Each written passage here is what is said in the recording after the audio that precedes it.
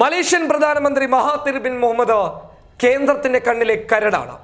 നരേന്ദ്രമോദിയേക്കാൾ അന്താരാഷ്ട്ര തലത്തിൽ സ്വാധീനമുള്ള മഹാതിർ ബിൻ മുഹമ്മദിന്റെ വാക്കുകൾക്ക് അന്താരാഷ്ട്ര തലത്തിൽ വലിയ സ്വാധീനം തന്നെയുണ്ട്. കാരണം ആ വാക്കുകളെ എല്ലാ രാജ്യത്തെയും ഭരണാധികാരികൾ നെഞ്ചിലേറ്റാറുമുണ്ട്. അങ്ങനെ ഇന്ത്യയിലെ പൗരത്വ ഭേദഗതി നിയമത്തെക്കുറിച്ചും അതുപോലെ കശ്മീരിലെ കേന്ദ്രത്തിന്റെ നടപടികളെക്കുറിച്ചും രൂക്ഷമായ ഭാഷയിലാണ് മലേഷ്യൻ പ്രധാനമന്ത്രി മഹാതിർ ബിൻ മുഹമ്മദ് വിമർശിച്ച് മുന്നോട്ട് വന്നത്.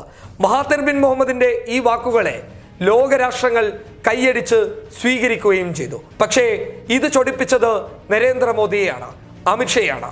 ഉടൻ തന്നെ കേന്ദ്രം ഒരു നടപടി മലേഷ്യക്ക് നേരെ ഉയർത്തി മുന്നോട്ട് വന്നു.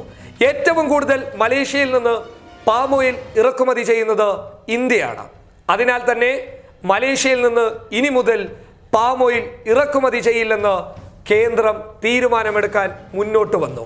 പക്ഷേ മലേഷ്യൻ പ്രധാനമന്ത്രി മഹാതിർ ബിൻ മുഹമ്മദ് തൻ്റെ വാക്കുകളിൽ നിന്ന് ഒരടി പിന്നിലോട്ട് പോകാൻ തയ്യാറായില്ല. താൻ പറഞ്ഞ വാക്കുകളിൽ ഉറച്ചു നിൽക്കുന്നു എന്ന് ഇന്ത്യയുടെ ഈ തീരുമാനത്തിന് മുന്നിലും ആർജവത്തോടെ പറയാൻ മലേഷ്യൻ പ്രധാനമന്ത്രി മഹാതിർ ബിൻ മുഹമ്മദ് തയ്യാറായി. പക്ഷേ കേന്ദ്രം തങ്ങളുടെ തീരുമാനം നടപ്പിലാക്കാൻ മുന്നോട്ട് വരികയും ചെയ്തു. മലേഷ്യയിൽ നിന്നുള്ള പാം ഓയിൽ ഇറക്കുമതിയിൽ നിന്ന് ഒരുപാട് കുറവ് വരുത്താൻ ആദ്യഘട്ടത്തിൽ കേന്ദ്രം തീരുമാനിച്ചു. പക്ഷേ മലേഷ്യയെ സഹായിക്കാൻ പാക് പ്രധാനമന്ത്രി ഇമ്രാൻഖാൻ രംഗത്ത് വരികയും ചെയ്തു.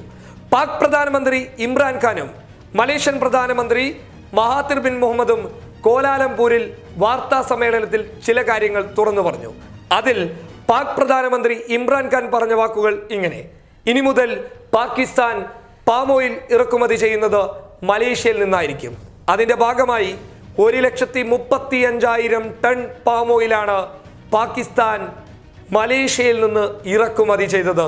അതിനാൽ തന്നെ ഇന്ത്യ കുറച്ചതുകൊണ്ട് മലേഷ്യക്ക് ഒരു തരത്തിലും തിരിച്ചടി ലഭിച്ചില്ല എന്ന് മാത്രമല്ല, പാകിസ്ഥാൻ നിലവിൽ വാങ്ങിക്കൊണ്ടുണ്ടായിരുന്ന പാം ഓയിലിനേക്കാൾ കൂടുതൽ മലേഷ്യയിൽ നിന്ന് വാങ്ങാൻ തുടങ്ങിയതോടുകൂടി മലേഷ്യക്ക് പാം ഓയിൽ ഇറക്കുമതിയിൽ വൻ ലാഭം കൊയ്യാൻ വേണ്ടി സാധിച്ചു. കേന്ദ്രം അവിടെ ചീറ്റിപ്പോവുകയായിരുന്നു. News desk public Kerala. The taste of your mind. Kiwi ice cream. Chill the fun.